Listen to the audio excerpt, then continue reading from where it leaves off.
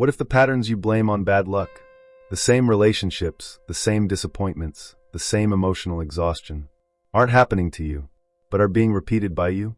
Not because you're broken, but because you learned to survive in silence. Here's the uncomfortable truth. What you refuse to acknowledge doesn't disappear. It echoes, and until you listen to what your pain has been trying to say, you will keep reliving it in different faces, different places, different years.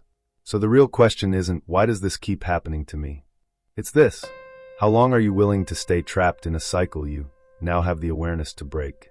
Listen carefully, because this story isn't about healing the past. It's about deciding whether you're finally ready to stop repeating it. There is a room many people live in without ever realizing it.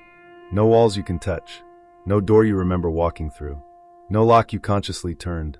And yet, every thought echoes, every wound repeats, every emotion returns louder than before. This room is called the echo chamber. It's where unacknowledged pain goes when it isn't heard. It doesn't disappear.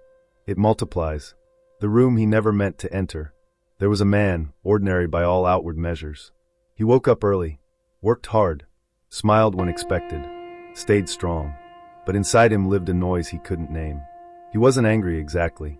Not sad in a way that felt justified. Just tired, disconnected, restless in moments that should have felt safe.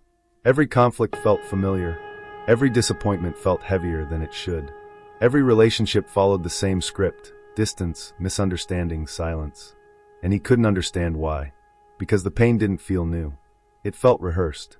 Echoes don't begin where you hear them. Pain rarely announces its origin. It doesn't say, "This started years ago." It doesn't label itself with memories or dates. It disguises itself as overreaction, emotional numbness, people-pleasing, sudden withdrawal, chronic self-doubt. The man believed his reactions were flaws, but they were echoes. Echoes of moments when his emotions were dismissed. Echoes of times when his needs were minimized. Echoes of silence learned early, practiced often, and perfected unconsciously. He wasn't broken. He was unheard. The cycle that repeats until recognized. Unacknowledged pain does not stay in the past. It loops. What you don't process, you reenact. What you don't heal, you relive. What you don't face, you pass on. The man noticed something unsettling. He spoke to others the way he once wished someone had spoken to him. But when it came to himself, he was merciless. He avoided emotions that felt too much. He dismissed his own exhaustion. He told himself to move on, without ever stopping to ask what needed tending. He had become both the wounded child and the silent witness. That was the echo chamber working perfectly. Why the mind builds echo chambers? The mind isn't cruel. It's protective. When pain is overwhelming and safety is uncertain, the mind learns one thing quickly: suppress to survive. So it stores pain instead of processing it. It buries emotions instead of expressing them. It builds an internal room where everything unresolved can be contained. But containment is not healing. Over time, the walls close in, the echoes grow louder, and what once protected you begins to imprison you. The moment of interruption. Change never begins with control. It begins with awareness. One quiet evening, the man noticed something different. Not a solution, not clarity, just a pause. Instead of pushing discomfort away, he stayed with it. Instead of judging the feeling, he asked a question he had never asked before. "What are you trying to tell me?" The echo softened, not because it was answered, but because it was finally heard. Breaking the chamber isn't loud. People think healing looks dramatic. Crying on the floor, confrontations, big declarations. But real healing is quieter. It's choosing curiosity over criticism. It's sitting with discomfort without rushing to escape. It's allowing emotions to exist without assigning blame. The man didn't fix himself. He listened. To the anger beneath the silence.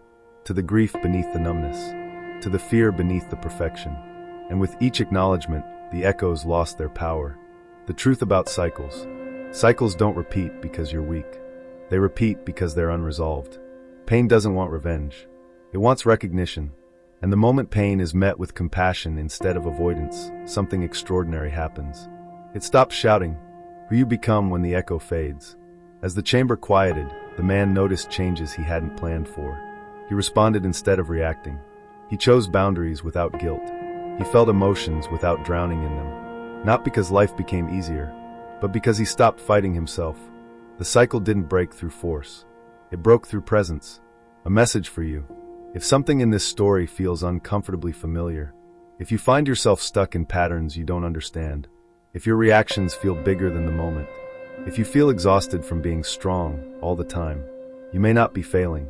You may be echoing. And echoes are not a life sentence. They are invitations. Invitations to listen, to acknowledge, to step out of the chamber and into clarity. Because the pain you're avoiding isn't your enemy. It's a message that waited patiently for you to be ready. The final truth. You don't break cycles by erasing the past. You break them by meeting it with awareness instead of silence.